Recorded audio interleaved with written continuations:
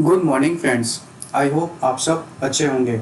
आपका स्वागत है आपके अपने YouTube channel current affairs for exam में। चलिए आज दिनांक 23/9/2024 की प्रश्नावली शुरू करते हैं। इंटरकॉन्टिनेंटल कप पुरुष फुटबॉल चैंपियनशिप का चौथा संस्करण निम्नलिखित में से किस शहर में आयोजित किया गया था? बेंगलुरु, कोलकाता, हैदराबाद, पणजी। इसका सही जवाब है हैदराबाद। इंटरकॉन्टिनेंटल कप पुरुष फुटबॉल चैंपियनशिप का चौथा संस्करण हैदराबाद में आयोजित किया गया था। यह टूर्नामेंट अखिल भारतीय फुटबॉल महासंघ द्वारा आयोजित किया गया था। चलिए अगले प्रश्न पर आते हैं।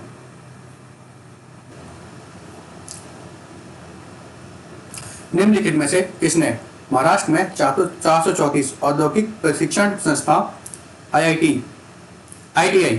आईटीआई में व्यावसायिक प्रशिक्षण केंद्रों में संविधान मंदिरों का उद्घाटन किया? श्री जगदीप धनखड़, श्री अमित शाह, श्री राजनाथ सिंह, श्री देवेंद्र फडणवीस। इसका सही जवाब है श्री जगदीप धनखड़।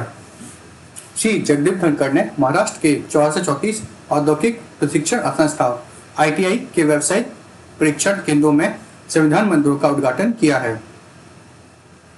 चलिए अगले प्रश्न पर आते हैं। हर वर्ष अंतर्राष्ट्रीय सांकेतिक भाषा दिवस कब मनाया जाता है? 21 सितंबर, 22 सितंबर, 23 सितंबर, 24 सितंबर। इसका सही जवाब है 23 सितंबर। अंतर्राष्ट्रीय सांकेतिक भाषा दिवस हर साल 23 सितंबर को मनाया जाता है। अंतर्राष्ट्रीय सांकेतिक भाषा दिवस बधिर लोगों के मानवाधिकारों की पूर्ण प्राप्ति में सांकेतिक भाषा के महत्व के बारे में जागरूकता बढ़ाने के लिए मनाया जाता है।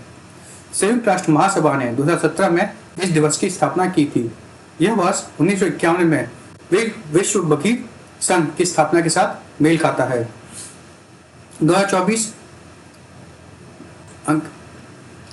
अंतर्राष्ट्रीय सांकेतिक भाषा का थीम है sign up for sign languages. चलिए अगले प्रश्न पर आते हैं।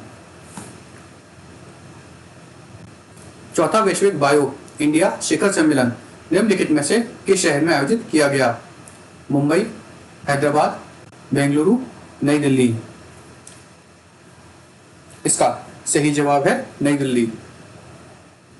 चौथा वैश्विक बायो इंडिया शिखर सम्मेलन नई दिल्ली में आयोजित किया गया। 2021 में आयोजित किया गया था।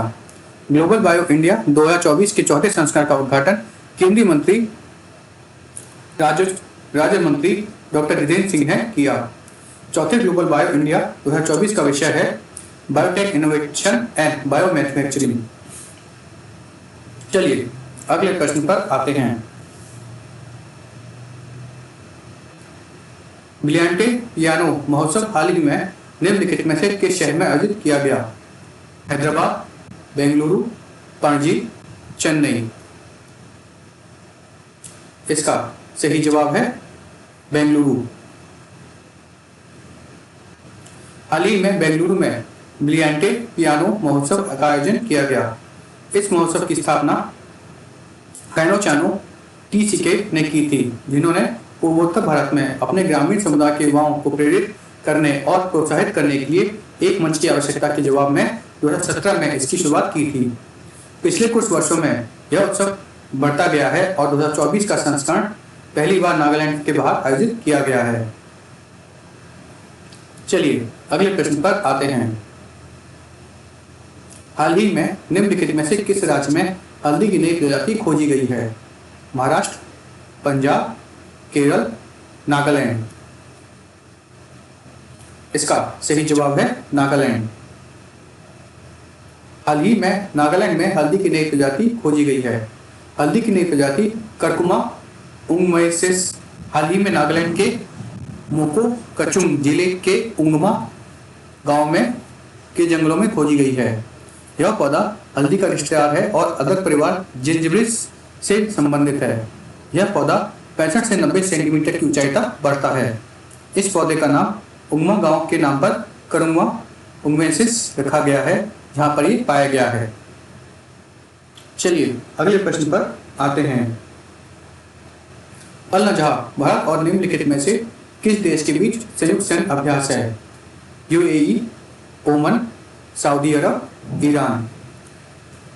इसका सही जवाब है ओमन। अल नजहा भारत और ओमान के बीच संयुक्त सैन्य अभ्यास है। इस अभ्यास का उद्देश्य आतंकवादी विरोधी अभियानों के लिए दोनों देशों की संयुक्त सैन्य क्षमताओं का सुधार करना है। यह अभ्यास 2015 में शुरू हुआ था और भारत और ओमान के बीच बारी बारी से आयोजित किया जाता है। अभ्यास का 5वां संस्करण 13 से 26 सितंबर 2024 तक ओमान के सलाह में रघुकूट परीक्षण क्षेत्र में आयोजित किया गया था। चलिए अगले प्रश्न पर आते हैं। निम्नलिखित में से किसने गुजरात की सूरत में जल संचय जन भागीदारी पहल शुरू की है? श्री नरेंद्र मोदी, श्री अमित शाह, श्री नितिन गडकरी, श्री अनुराग ठाकुर। इसका सही जवाब है श्री नरेंद्र मोदी। श्री नरेंद्र मोदी ने गुजरात के सूरत में जल संचय जन भागीदारी पहल शुरू की है। इस कार्यक्रम के तहत वर्षा जल संचय को बढ़ावा देने और दीर्घकालिक जल स्थिरता सुनिश्चित करने के लिए राज्य भर में लगभग 24,800 वर्षा जल संरक्षण संरचनाओं का निर्माण किया जा रहा है। यह वर्तमान में चल रहे जल शक्ति अभियान कैच द रेन अभियान से जुड़ा है। प्रधानमंत्री ने देश के जल भविष्य को सुरक्षित करने के लिए कम करें, पुनः उपयोग करें, पुनः भरण करें और पुनः चक्रण करें के मंत्र को अपनाने पर जोर दिया है। जल संरक्षण सिर्फ नीति नहीं, प्रयास भी हैं और पुण्य भी। चलिए अगले प्रश्न पर आते हैं।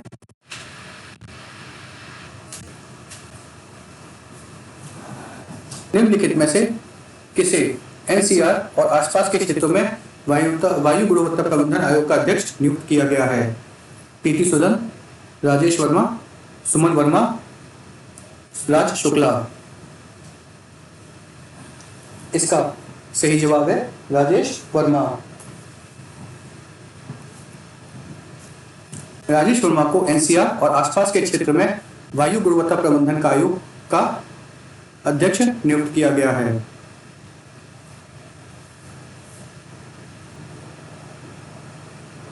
चलिए अगले प्रश्न पर आते हैं। निम्नलिखित में से कौन 2024 अंतर्राष्ट्रीय एमी पुरस्कार की मेजबानी करेगा? करण जौहर, शाहरुख खान, सैफ अली खान, वीर दास। इसका सही जवाब है वीर दास। वीर दास 2024 अंतर्राष्ट्रीय एमी पुरस्कारों की मेजबानी करेगा। एमी पुरस्कार television academy, national television arts and science और international academy of television arts and science द्वारा प्रदान किए जाते हैं और टेलीविजन उद्योग में उत्कृष्टता को मान्यता देते हैं।